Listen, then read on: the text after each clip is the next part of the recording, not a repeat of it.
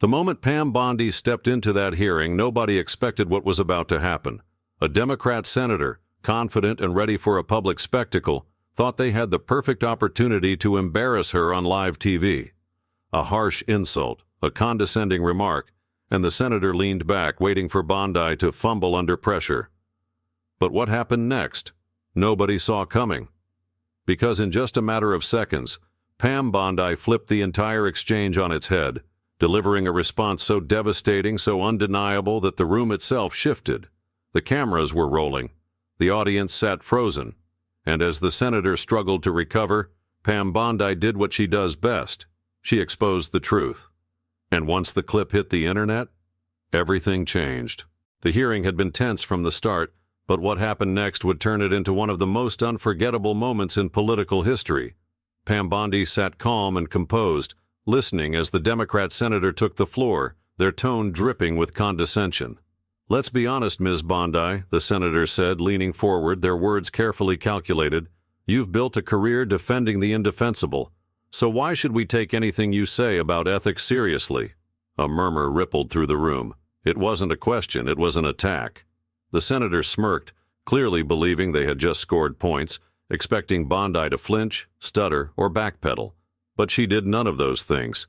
Instead, she simply tilted her head, her expression unreadable. The senator continued, doubling down, their voice growing more assertive. "You sit here lecturing us on accountability, yet you defend people who have bent the rules for their own gain. Isn't it fair to say that your credibility is questionable at best?" The words hung in the air, the senator leaning back in their chair, satisfied with their performance. They thought they had cornered Pam Bondi. They had no idea what was coming next. Pam Bondi didn't flinch. She didn't rush to defend herself. She didn't scramble for a comeback. Instead, she let the silence stretch, her expression calm, composed, and unshaken. The senator, expecting immediate pushback, shifted slightly in their seat. The confidence they had just seconds ago, it was already starting to waver. Then, with a slow, deliberate movement, Bondi leaned forward. "Let me make sure I understand this correctly," she said, her voice steady, controlled, lethal in its precision. "You're questioning my credibility on ethics." She let the words hang in the air, studying the senator's face. Coming from someone who, let's be honest, has no issue bending the truth when it benefits them, the senator's smirk faded. The shift was subtle, but everyone in the room noticed. Bondi's tone remained even, almost amused. "I find it interesting," she continued, locking eyes with the senator, "that accountability only seems to matter when it's politically convenient." A few lawmakers exchanged glances. Bondi wasn't just responding, she was turning the tables. "So tell me, Senator," she said, tilting her head slightly, "is this really about ethics, or is it about silencing people who challenge your narrative?" The senator opened their mouth, ready to interject. But Bondi wasn't done. She leaned in just a little more, her voice lowering. "Because if we're going to talk about credibility, maybe we should start with your own record." And just like that, the entire tone of the hearing shifted. The room was dead silent. The senator froze, clearly not expecting the conversation to turn on them. Pam Bondi didn't blink. She didn't smirk or raise her voice. She didn't need to. Her words alone were sharper than any insult. "You see, Senator," she continued, her tone still measured, deliberate, "it's always fascinating when politicians like yourself pretend to care about ethics. Until the spotlight turns back on you." The senator shuffled slightly, eyes darting toward their staffers as if searching for an escape. Bondi didn't give them one. "You lecture me on integrity while conveniently ignoring your own history," she said, pausing just long enough for the weight of her words to settle. "Remind me, where was your moral outrage when members of your own party were caught bending the rules?" A murmur rippled through the room. The senator opened their mouth, but no words came out. Bondi pressed forward. "Where was this concern when lobbyists funneled millions into campaigns, expecting political favors in return, when backroom deals were made to silence dissenting voices?" The tension was suffocating. Bondi leaned in slightly, her voice dropping just enough to make every syllable hit harder. "Because if we're going to have a conversation about credibility, Senator, then let's have an honest one. Let's talk about the times you've conveniently shifted your stance based on who was writing the checks. Gasps. A few audible whispers. The senator gripped the edges of their desk, their knuckles turning white. Bondi delivered the final blow.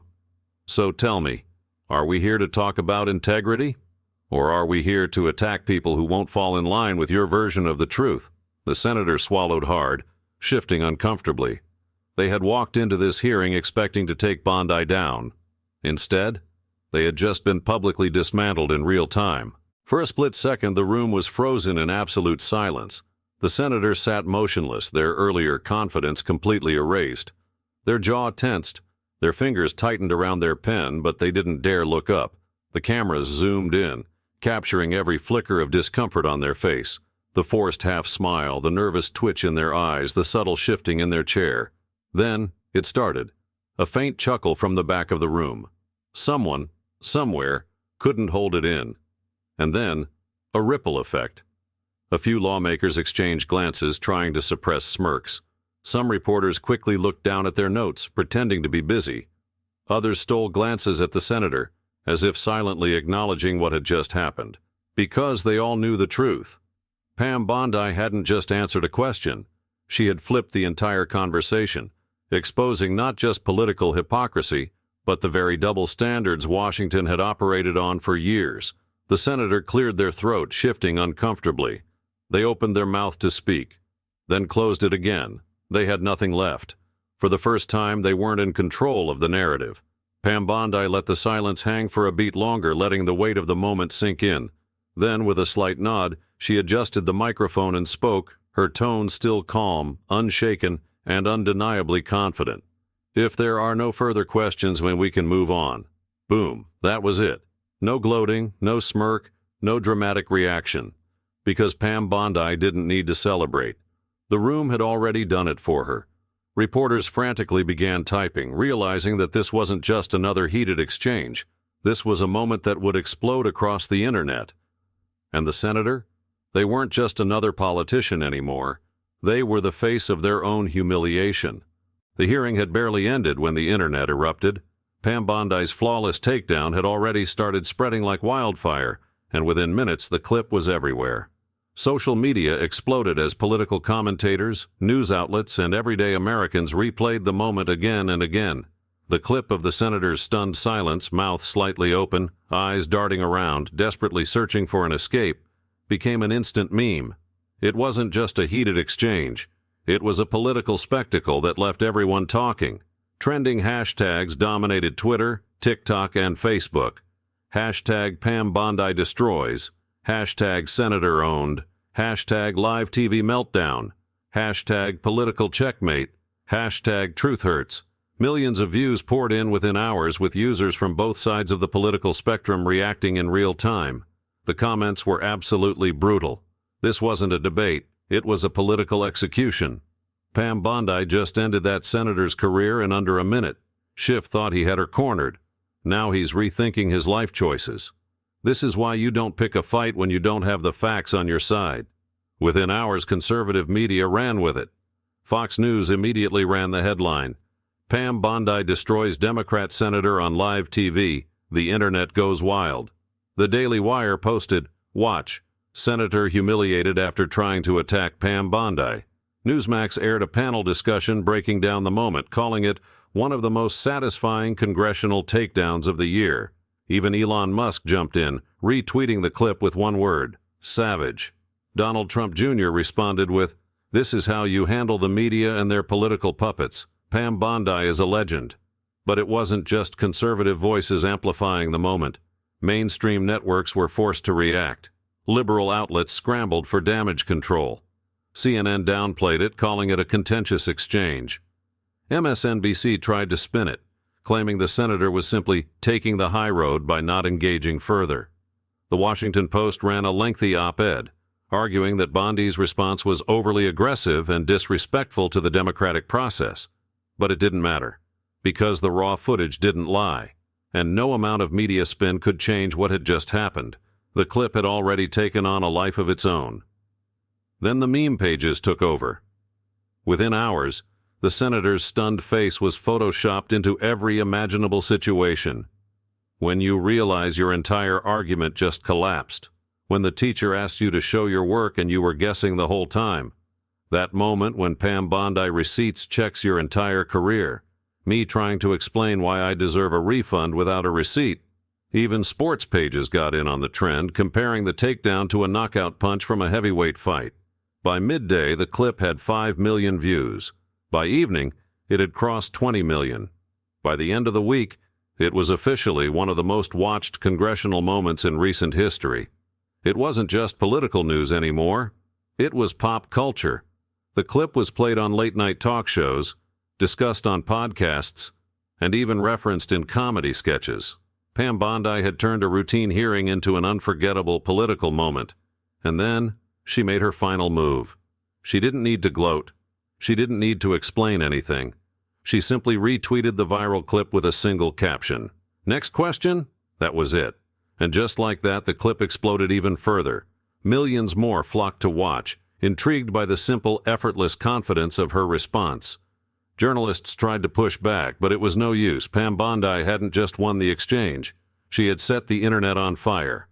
And the Democrat senator? They weren't just embarrassed. They were now a walking meme. The fallout was immediate and relentless. The Democrat senator, once so confident and aggressive, was now at the center of a political disaster. By the next morning, news networks were scrambling to keep up with the sheer magnitude of the story. Pam Bondi's takedown had gone beyond viral. It had become a full-blown national conversation. The clip of the senator's stunned silence, eyes darting, mouth slightly open, fingers gripping the desk, had already become an iconic image across the internet. It wasn't just a bad moment, it was a career-defining humiliation unfolding in real time. Political commentators, social media influencers, and news analysts couldn't stop dissecting what had just happened. Some called it one of the most brutal public takedowns in modern politics. Others labeled it a wake-up call for politicians who think they can dodge accountability. It was everywhere, from Twitter to YouTube, from news broadcasts to TikTok clips dissecting every second of the moment. Millions of people weren't just watching the exchange, they were sharing it, remixing it, debating it, and the reactions? Absolutely brutal. This wasn't a debate, it was a public execution. Pam Bondi just ended that senator's career in under a minute. If you're going to come for Bondi, you better have receipts. This senator had nothing. You know you lost when your best response is drinking water like your life depends on it. Conservative media outlets immediately seized the moment, running headlines that spread the story even further. Fox News went all in. Pam Bondi destroys Democrat senator on live TV. The internet goes wild. The Daily Wire followed. Watch senator humiliated after trying to attack Pam Bondi. Meanwhile, liberal outlets scrambled for damage control. CNN downplayed it, calling it a contentious exchange that has been taken out of context. MSNBC's analysts tried to frame it as a bad moment for the senator, but ultimately not politically significant. The Washington Post ran a long op-ed, arguing that Bondi's response was overly aggressive and that the senator had simply chosen to take the high road by not responding further. But none of it worked, because the raw footage didn't lie. Every time mainstream outlets tried to shift the conversation, it only drove more people back to the original clip, and every time people watched it, the same thing happened. They saw Pam Bondi stay calm. They saw the senator's confidence collapse in real time. They saw a career-defining mistake unfold with nowhere to hide. Behind the scenes, the senator's office was in full crisis mode. Staffers were scrambling to draft statements, calling donors, and trying to control the PR disaster. By mid-afternoon, the senator finally released a statement. It was short, vague, and full of excuses. This hearing was highly politicized, and certain exchanges have been mischaracterized. We remain committed to truth and fairness. Translation? We lost and we don't know how to fix it. The media continued to spin the event, but the public wasn't buying it. A new poll conducted just 48 hours later showed that trust in the senator had dropped significantly, while Pam Bondi's approval skyrocketed. Voters weren't just watching the exchange, they were drawing conclusions about the credibility of the senator. One voter summed it up perfectly in a viral tweet. "We need more Pam Bondis and fewer politicians who can't answer simple questions." Late-night comedians couldn't resist piling on. Saturday Night Live ran a brutal skit parodying the senator's frozen reaction. One joke from a late-night host went viral. You know you've lost a debate when your only response is drinking water like your life depends on it. And just when the media thought the story was dying down, Pam Bondi made her move. She didn't do a press conference. She didn't issue a victory lap. She didn't need to. She simply retweeted the viral clip with a single caption. Some people just can't handle the truth. That was it. And the internet lost its mind. The clip exploded all over again. Millions more flocked to watch, intrigued by how effortlessly Bondi had handled the moment. Journalists tried to push back, but it was too late.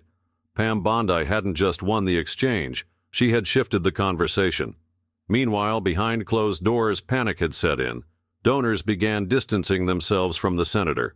Allies refused to publicly defend them. Rumors started spreading that the senator's team was considering a rebrand, possibly even stepping away from the spotlight for a while. One mistake, one exchange, and now their entire career was in jeopardy. Pam Bondi didn't just defeat a political opponent, she had set a new precedent. Politicians who thought they could hide behind media narratives were now on notice. And as this moment continued to spread, the question on everyone's mind was simple. Would this moment change politics forever? Or was this just the beginning of more politicians getting called out, live on air with nowhere to hide? The moment had passed, but the shockwaves were far from over. Pam Bondi didn't just win a debate, she exposed something much bigger. This wasn't just about one heated exchange or one political clash. It was about a system built on selective accountability, where rules are applied only when convenient, where politicians manipulate narratives to protect themselves while attacking those who refuse to fall in line. For years, the senator had positioned themselves as a champion of truth, someone who held others accountable, who claimed to fight for integrity and transparency. They stood behind grand speeches about fairness, justice, and the importance of public trust. They lectured Americans, political opponents, and media figures alike, painting themselves as a guardian of ethical standards. But when the spotlight turned back on them, when they were forced to answer for their own contradictions, they had nothing to say. No quick response, no clever deflection, no well-rehearsed comeback, just silence. The same politician who had built a career out of holding others' feet to the fire had crumbled the second the heat was turned on them. The silence was louder than any speech. This wasn't a simple misstep. This wasn't a bad debate performance. This was a reckoning, a moment where millions of Americans saw, in real time, exactly how Washington operates. They saw the double standards, they saw the hypocrisy, they saw the staged outrage that vanishes the moment accountability is applied equally. And the more people watched the clip, the clearer it became. This wasn't just a political moment, this was a defining moment. A moment that reminded everyone that when the truth is laid bare, when facts are put on the table, and when the people demanding accountability are forced to live by their own standards, they break. And that's exactly what happened. Millions of Americans had just witnessed the exact moment a politician unraveled under the weight of their own hypocrisy. Some called it justice, others scrambled to defend the senator, claiming the moment was being misinterpreted, overblown, taken out of context. Pundits tried to rewrite the narrative. The senator's office issued carefully worded statements. Headlines shifted the focus away from the exchange itself, trying to paint Bondi as too aggressive, while conveniently ignoring the fact that the senator had started the entire exchange. But at the end of the day, the truth didn't need spin. It didn't need excuses. It didn't need damage control. It was right there, in front of everyone, plain as day. Pam Bondi had done something that few in Washington dare to do. She didn't just challenge the narrative, she tore it apart, piece by piece, leaving nothing left for the senator to hide behind. And that was what terrified Washington the most. Because this wasn't just one senator's failure, it was a symbol of something bigger, a sign that the old ways of politics, where sound bites, half-truths, and carefully crafted media coverage could shield a weak argument, were beginning to crumble. The media rushed to shift the conversation, but it was too late. The damage had already been done. The people had already made up their minds. And the worst part for the senator? This moment wasn't going away. It wasn't just a one-day news cycle, it was everywhere. The clip was permanently archived online. It was shared in political circles, discussion forums, and viral meme pages. It would be reposted during future debates, used as an example of what happens when a politician gets caught in their own contradictions. It was history now, because this wasn't just a viral clip. It was a warning that politicians who hide behind the media, behind scripted talking points, behind outrage politics, will no longer get away with it. Because when the truth is finally exposed, when the curtain is pulled back, when the double standards are laid bare, there's no spinning your way out of it. There's no rewriting history. There's no changing what the world just saw. This was more than just a press conference. This was more than just a political debate. This was a moment that won't be forgotten, a moment that marks a shift in the game, and now the only question left is this: how many more politicians will be held to this same standard? And perhaps more importantly, who's next?